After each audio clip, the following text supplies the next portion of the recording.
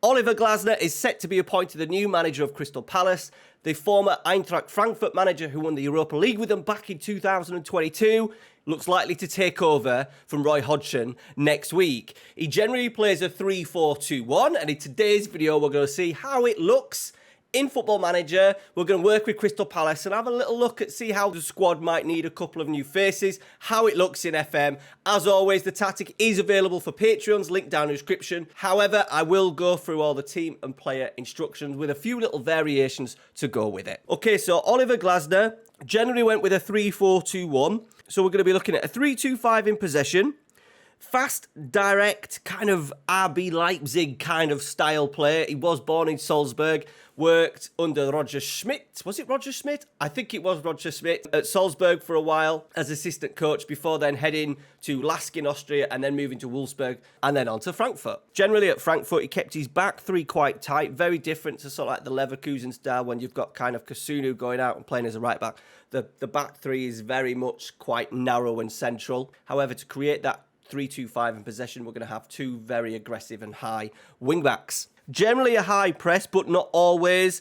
Likes to counter-attack and exploit space. They did like that underdog tag in the Europa League run, especially against teams against Barcelona, where they sat in more of a mid block. However, their PPDA, I think, was like 4th or 5th highest in the Bundesliga for that season, the 21-22 season. So what I've tended to do is, and we'll talk about it, where some of the teams we go high press at home, teams that we've kind of struggled to break down, we end up going high press. A lot of the time, though, we have used a mid block. All right, so this is how it looks. Now, I've made a couple of tweaks just to kind of suit Crystal Palace a little bit, and I'll talk about a couple of the changes that I've had to make. So, sweeper keeper on support, no player instructions, Henderson, pretty set, decent options they've got with obviously Sam Johnson as well. Back three, now I do think it may suit Crystal Palace a little bit more defensively solid. Roy does generally play with sort of like a 4. I think going forward, if they're going to go with this back three, obviously Rob Holding they've signed in the summer, I think, and hasn't hardly played. I do think they'll have to go out and probably sign another defender, highly likely a left-sided centre-half, because Gay am playing out on that left-hand side. He's right-footed, Anderson is right-footed, and Rob Holding's right-footed. So they're definitely going to need a little bit of work in there. Rob Holding, ball-playing defender on defend. Gay, ball-playing defender on defend. No playing instructions. Said we don't want the wide centre-backs because we want to keep them quite narrow. No sort of like wide centre-back roaming into midfield and liberos roaming into sort of like central midfield areas. Wide centre-backs getting round and supporting wingers and wing-backs. Very much keep that back three there. Now, the wing-backs, very aggressive. He was very lucky to have Kostic on that left-hand side. Obviously, he's moved on. He's now at Juventus. Definitely something they need to do a little bit of work in if he's going to go with this 3. So 2 wing-backs are going to be needed. The wing-backs are wing-back on attack. We want to create that 3-2-5 in possession. So the only way we could do that is by getting the wing-backs as high as possible. Both have on cross more often. Eintracht Frankfurt were 5th in the Bundesliga for box crosses, and also up there with teams like Union Berlin, Hoffenheim, Köln and Bochum, who kind of played more of a direct style. So plenty of balls into the box, so that's why we've got them on cross more often. 2 central midfielders, very aggressive. You know, I think they had Rode and Sau during that 21-22 season. Obviously, Rode was very much a holding midfielder, ball winner. Same thing with Sau. Now, if you wanted to be a little bit more progressive, one side, you know, I've got the Lerma role, ball-winning midfielder on support, but like Sau and Lerma, kind of similar. You could probably get away with a Segunde Volante on support if you wanted to, especially when you're playing against teams that you're expected to beat. That could be a little twist for you.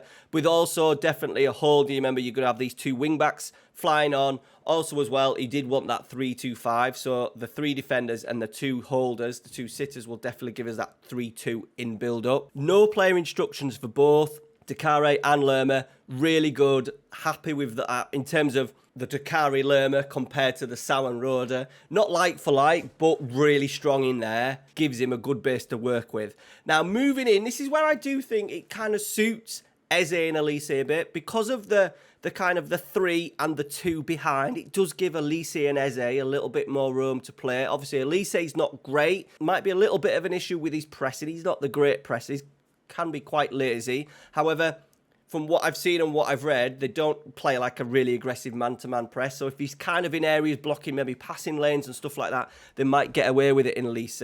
We've gone with an inverted winger for Elise, so he can drift in. I've got cross more often because I do want him like clipping little balls into that back post. Roam from position because we want him to be free and sit narrow. We don't want him hugging the touchline. I really want him acting in there as a sort of like a double 10, but what I didn't want was him being really narrow and just being like an attacking playmaker. I want him to drift around, coming onto that left foot a little bit. And then Eze, stay wider just to give us a little bit more width when we're attacking midfielder on attack. And then the striker, a little bit different. You know, at Wolfsburg, he had Weghorst, he's had Silva at Frankfurt, he's had Kulamawani as well at Frankfurt. So I've gone with Edouard as a pressing forward and attack. It has actually worked really nicely. Now, moving into the team instructions, quite simple, really.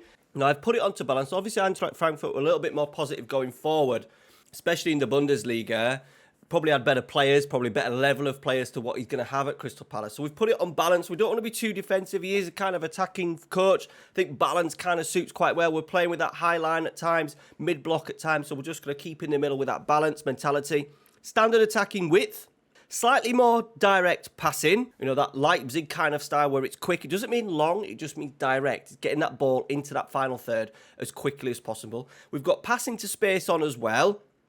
See if we can exploit, especially when we play with that mid-block, can we exploit spaces on counter-attacks as well?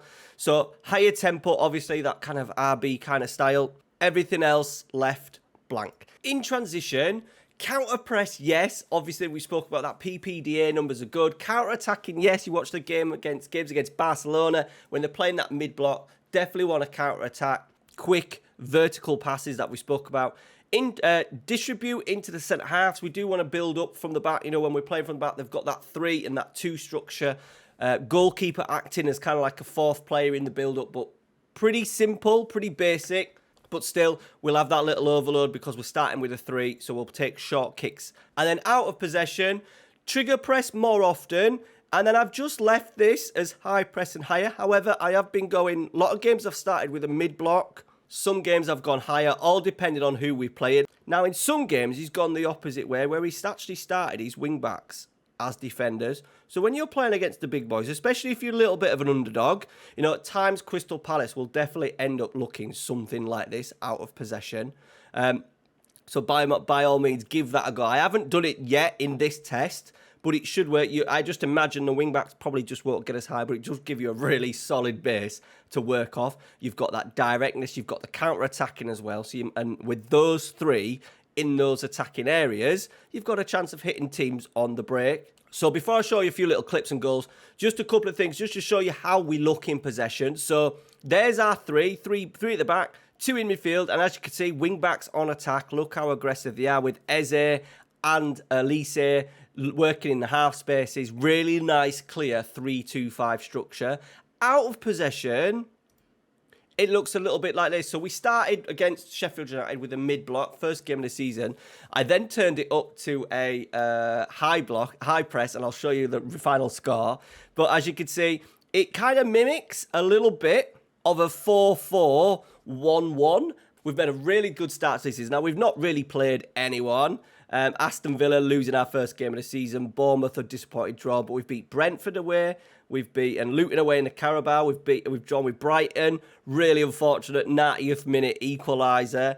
Wolves away, and then we started with a 5-0 against Sheffield United. Now, I think it's quite good, you know, based on the quality of the wing-backs that we have at Crystal Palace at the moment. We've kind of struggled, but as you could see, the statistics are really impressive. So here we are for the first goal. Finally brought them down on 60 minutes. As you can see, really clear structure. Again, very similar to that screenshot for the first 14 seconds. Obviously, we're trying to create that 3-5-2. We've got our wing. This is why I think we really need to improve. We're playing Chris Richards here at right back. Like he's like an aggressive sort of like right centre half. He's not a right wing back, is he? Tyreek Mitchell, he's okay. Tyreek Mitchell actually ends up being a goal scorer. But we play Elise drifted into these wide areas, crossing more often. That's what we want. Maybe a little bit too early. Edouard hunts the ball down, pulls it back. Mitchell drives in and strikes. Very much like a caustic strike that you'd expect from his Frankfurt days. Maybe not a Mitchell strike, but we finally got our rewards for kind of dominating the play. Once again, cross more often from our fullbacks. Get it, cross it. We've got bodies in the box. We've got Mitchell there as an extra who's getting in any sort of like second balls. Eze at the back stick, nodding home. Obviously, attacking midfielder attack, so you'd expect him to get in there and act as another sort of like the second striker.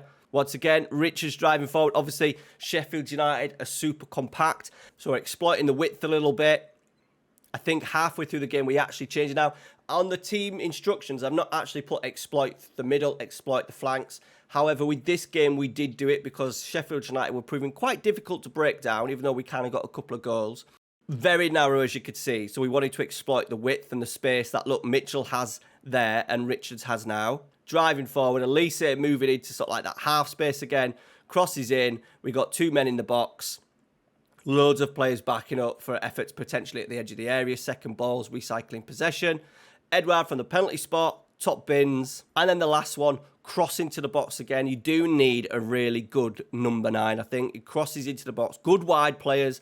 Players that are going to get decent crosses in. Mitchell digs one out. And there is Edouard to nod home. Does like his number 9s. Likes his, Kostic is a fantastic wing back. One of the best in terms of really directness. Ball out of his feet. Crosses in the box. Striking for the edge of the area. So if you're going to build a Glasner tactic, you've got to do it at Crystal Palace. Sign 2 wing backs. No more, another maybe an attacking midfielder. A centre-half. And probably that absolute goal-getter. Edouard, in the little simulation I did with the mid-block, we finished 10th in the league, which Crystal Palace will take that all day long. 52 points. Edouard finished the season with 25 goals in all comps, 21 league goals. So maybe he is the guy. Definitely the guy for FM.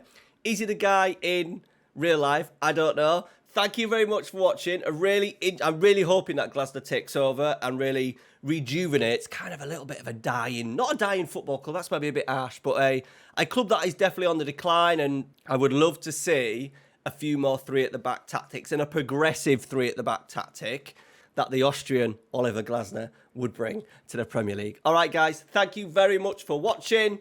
Take care. Check out the Patreon. See you later.